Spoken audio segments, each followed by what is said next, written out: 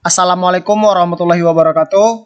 Balik lagi di channel ini bersamaku. Jadi pada kesempatan kali ini aku mau share info seputar kartu prakerja di tahun 2021 nanti. Nah, jadi buat kawan-kawan yang masih penasaran dengan kartu prakerja edisi tahun 2021 atau mungkin kawan-kawan berpikir edisi gelombang 12 gitu ya. Nah, jadi buat kawan-kawan yang belum mendaftar atau yang sudah mendaftar tapi belum lolos, bisa cek video ini. Nah, di sini aku bakal nge-share info tentang tipe-tipe ataupun kriteria yang tidak bisa mendaftar di kartu prakerja 2021 nanti.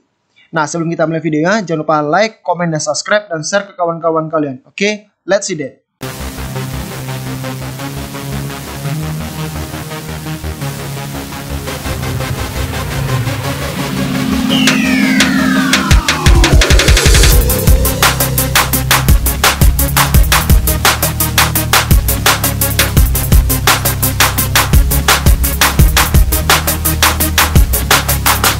Nah, jadi di akhir tahun ini, di bulan Desember ini, banyak kawan-kawan aku yang nanya, apakah kartu prakerja akan dibuka lagi di tahun depan? Jawabannya ya, bakal dibuka, tapi belum tahu kapan. Nah, dan mereka juga nanya, ini ya kawan-kawan yang udah lulus gitu, ada juga nanya, apakah mereka masih bisa mendaftar? Nah, jadi di sini banyak kali yang nanya, apakah semua orang bisa mendaftar kartu prakerja di tahun 2021? Nah, jadi aku di sini udah ngerangkum kriteria atau macam-macam orang yang tidak bisa mendaftar di kartu prakerja. Jadi langsung kita ke videonya. Nah, jadi sesuai judul yang aku bilang tadi, jadi di sini aku bakal memberikan informasi seputar kartu prakerja itu tentang kriteria yang tidak bisa mendaftar kartu prakerja di tahun 2021. Nah, jadi buat kawan-kawan yang ingin lebih tahu lebih jelas, bisa simak video sampai habis, oke ya? Jadi kita lanjut aja. Oke, jadi yang pertama yang tidak bisa mendaftar kartu prakerja di tahun 2021 yaitu kawan-kawan yang sudah lolos kartu prakerja di tahun 2020.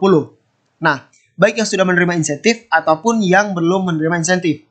Nah, jadi jelas ya, jadi kawan-kawan yang sudah lolos dan sudah mendapatkan nomor kartu prakerja beserta saldo pelatihan, itu tidak lagi bisa mendaftar kartu prakerja. Meskipun kawan-kawan mungkin ada yang belum menyelesaikan pelatihan sehingga belum mendapatkan uang insentif dari kartu prakerja. Nah, itu tidak bisa mendaftar di tahun 2021. Karena apa? Banyak teman-teman aku yang nanya, apakah yang udah lulus masih bisa daftar? Enggak.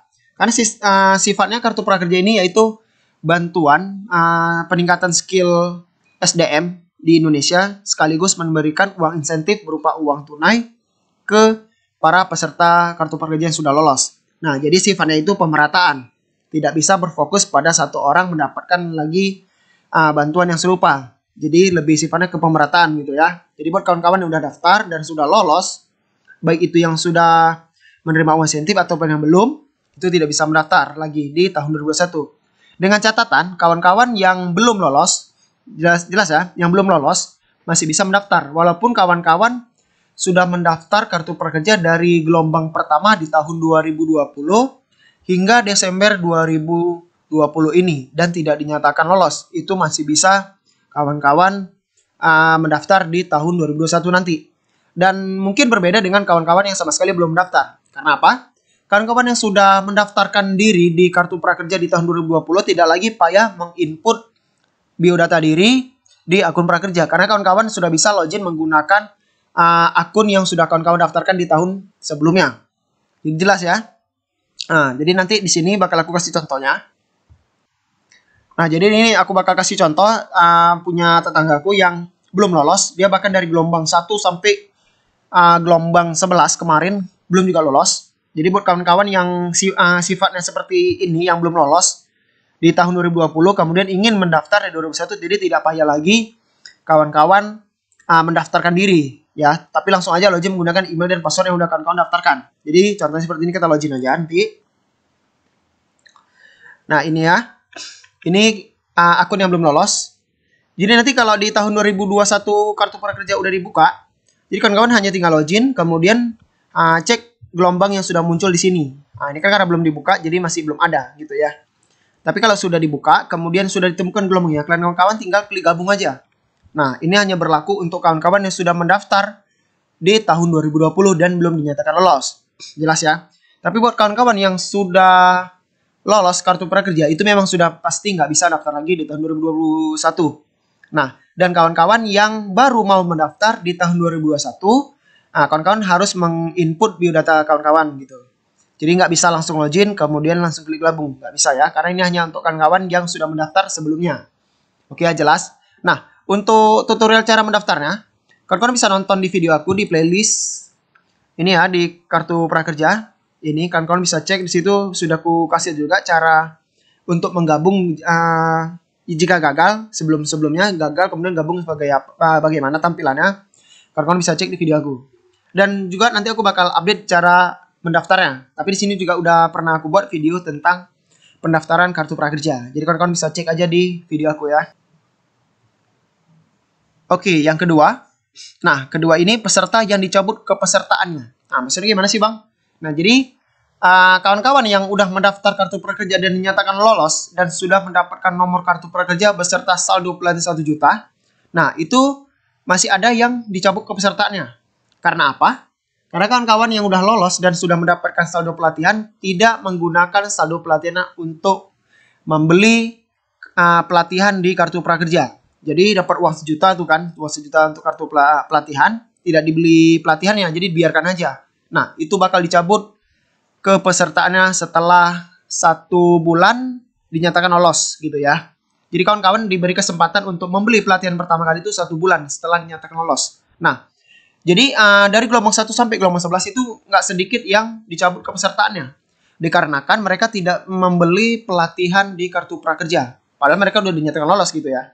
Nah, jadi gambarannya seperti ini. Ini contohnya ya. Mohon maaf, kartu prakerja kamu dinonaktifkan sesuai dengan Permenko Perekonomian nomor 11 tahun 2020 pasal 20 ayat 2 dan 3. Nah, ini walaupun dia belum membeli satu pelatihan dan juga belum menerima uang insentif prakerja, dia tidak lagi bisa mendaftar di tahun 2021. Karena apa? Kesempatannya sudah habis. Dan ini juga bisa jadi ini ya, alert bagi kawan-kawan sekalian bahwasanya jika kawan lolos, segera mungkin untuk membeli pelatihan di kartu prakerja. Jangan sampai kawan-kawan sudah lolos kemudian tidak membeli pelatihan. Nanti akhirnya bakal dicabut seperti ini. Nah, ini nggak bakal bisa lagi mendaftar di tahun 2021. Oke ya. Jadi kalau ada yang bilang, aku kan belum daftar tuh, belum daftar pelatihannya, kemudian belum juga makan uang insentifnya. Tapi udah dicabut, bisa nggak daftar? Jadi jawabannya enggak gitu ya. Karena mereka sudah dinyatakan dengan lolos, seperti kasus yang pertama tadi ya. Oke, kita lanjut yang ketiga.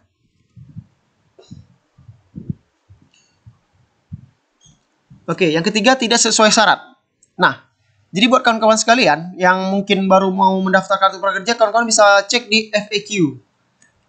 FAQ kartu prakerja. Nah, di situ ada berbagai syarat yang bisa kawan-kawan cek, yaitu kriteria profesi yang tidak bisa mendaftar kartu prakerja. Sebagai contoh, ini udah kurangkum. Yang pertama itu anggota DPR.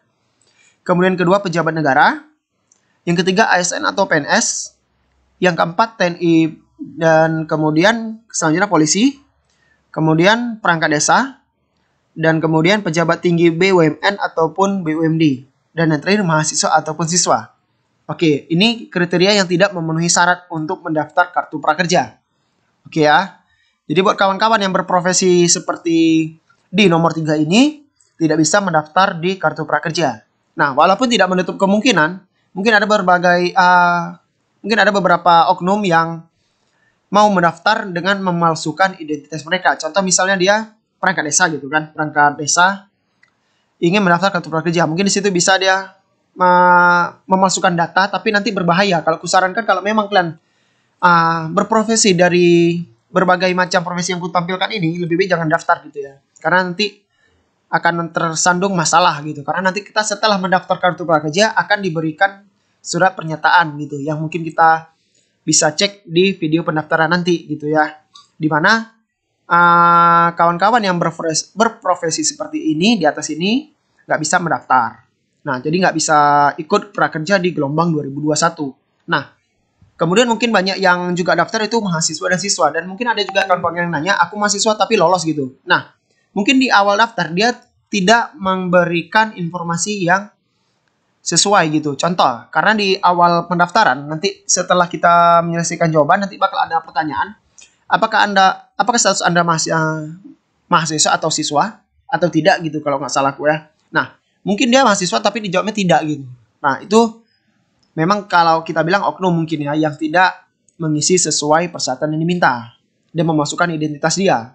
Tapi kalau aku sarankan jangan gitu, karena ada hukumannya gitu. Walaupun kita nggak tahu apakah pidana ataupun perdata, tapi situ ada di surat ini ya, surat pernyataan ganti yang harus kita klik iya atau tidak gitu. Nah, jadi kawan-kawan berprofesi ini tidak bisa mendaftar kartu prakerja. Oke ya, jelas. Oke, yang keempat.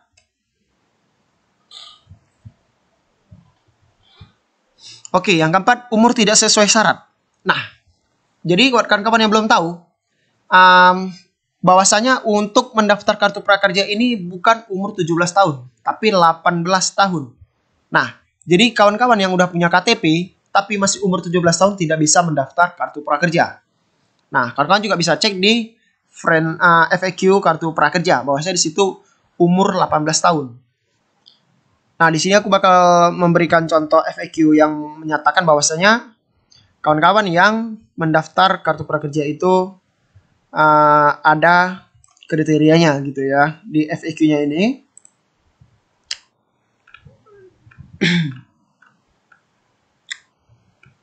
Kini dia.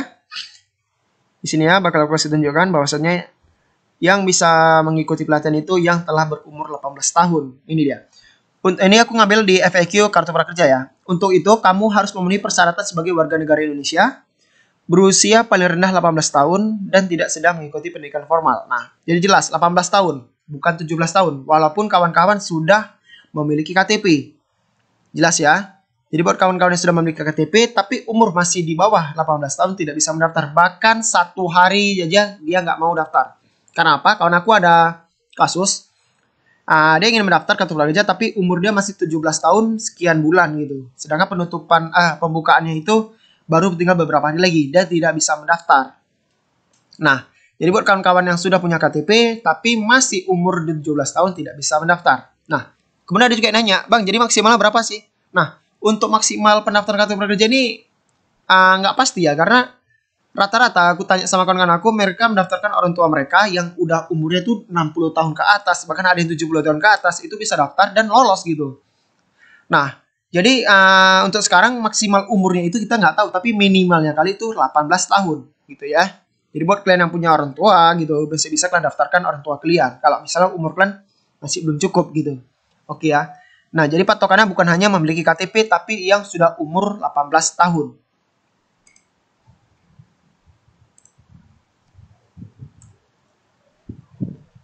Nah, jadi buat kawan-kawan yang udah 18 tahun pun, kusarankan kalau belum punya KTP segera buat gitu ya. Karena setelah kita ingin mendaftar, kita harus mengupload foto KTP. Jadi buat kawan-kawan yang mau daftar, harus sudah punya KTP dan umur 18 tahun. Oke ya, jelas. Jadi buat kawan-kawan yang masih umur 17 tahun, walaupun sudah lulus SMA, masih belum bisa mendaftar. Oke ya, kita lanjut. Nomor 5. Oke, yang kelima yaitu sudah terima bantuan. Nah, ini juga tidak bisa mendaftar kartu prakerja. Mungkin bisa daftar ya, mungkin bisa daftar tapi tidak lolos gitu. Nah, jadi kalau aku sarankan buat kawan-kawan yang sudah mendapatkan bantuan, baik itu BSU atau bantuan subsidi upah dari Kementerian Tenaga Kerja, itu sudah pasti tidak bisa dapat lagi kartu prakerja karena sistemnya itu mendeteksi menggunakan nomor induk kependudukan atau NIK yang ada di KTP. Nah, jadi buat kawan-kawan yang udah terima bantuan dari pemerintah, baik itu BSU ataupun BLT yang ada di kantor pos, ataupun yang sudah mendapatkan bantuan dana desa, ataupun semacamnya, itu tidak bisa lagi mendapatkan bantuan dari kartu prakerja. Nah, jadi buat kawan-kawan yang mencoba untuk daftar, mungkin kecil kemungkinannya untuk dapat lolos karena sistemnya itu terintegrasi dengan nomor NIK kita. Nah, karena apa? Kawan-kawan aku banyak juga yang udah dapat dari subsidi upah dari Kementerian Tenaga Kerja. Mereka mencoba daftar di kartu prakerja dan akhirnya nggak dapat juga gitu. Bahkan udah sampai berapa kali daftar tetap tidak lolos. Nah, karena seperti aku bilang tadi, bahwasanya sistemnya itu menggunakan nomor NIK kita. Yang mana nomor NIK kita itu hanya satu, tidak ada yang sama gitu ya. Jadi nggak bakal ada duplikat gitu. Dan pastinya tidak akan bisa lolos karena sudah terdeteksi oleh sistem. Oke ya, jelas. Jadi Itulah kenapa kok yang mudah mendapatkan bantuan tidak bisa mendapatkan kartu prakerja. Tapi dengan catatan, mungkin kawan-kawan ada kasus selain bantuan UMKM itu masih bisa dapat. Karena apa? Kawan-kawan aku yang memiliki usaha, mereka mendaftar kartu prakerja lolos, kemudian juga mendaftarkan UMKM atau Banpres juga dapat gitu ya. Nah, mungkin sistemnya itu karena usaha gitu ya. Mungkin kawan-kawan yang udah mendapatkan ilmu dan uang insentif, kemudian buka usaha, kemudian ingin lagi menambah modal, mendaftarlah UMKM. Dapat. Tapi kalau untuk bantuan selain UMKM, nggak bisa dapat lagi kartu prakerja. Oke, jelas ya? Oke, jadi itulah pemaparan aku tadi tentang kriteria yang tidak bisa mendaftar kartu prakerja di tahun 2021. Jadi buat kawan-kawan masih bingung atau ada ingin bertanya, bisa komen di kolom komentar di bawah. Oke ya, tapi sebelum itu jangan lupa like, komen, dan subscribe. Dan tentunya share ke kawan-kawan kalian. Semoga video ini dapat bermanfaat bagi kawan-kawan kalian juga. Oke ya, sekian dari aku. Wassalamualaikum warahmatullahi wabarakatuh. See you next time.